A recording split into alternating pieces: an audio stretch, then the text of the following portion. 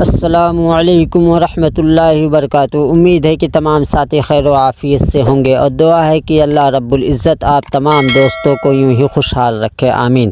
میرے دوستو، وراثت میں حصہ ملنے سے قبل زکوٰۃ لینا درست ہے یا نہیں؟ تو آؤ دوستو، اس کے بارے میں ہم دارالعلوم دیوبند کا فتویٰ دیکھ لیتے ہیں اور جان لیتے ہیں، سن لیتے ہیں۔ سوال: ایک خاتون جن کے والد کا انتقال ہو گیا ہے اور والد کے چھوڑے ہوئے مکان میں ان کا وراثتی حصہ ہے۔ اس مکان میں خاتون کے بھائی رہائش پذیر ہیں اور فی الوقت ترکے کی تقسیم کا دور دور تک کوئی امکان نہیں، نہ ہی بھائی اس کا تذکرہ کرتے ہیں۔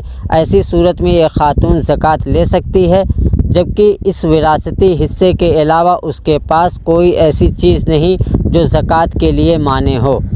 جواب: بسم اللہ الرحمن الرحیم۔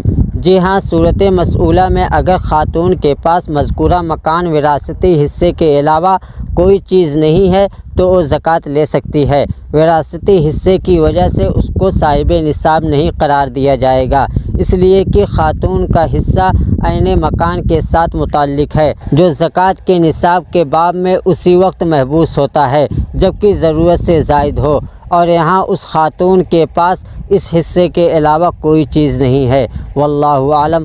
دارالفتہ دارالعلوم دیوبند۔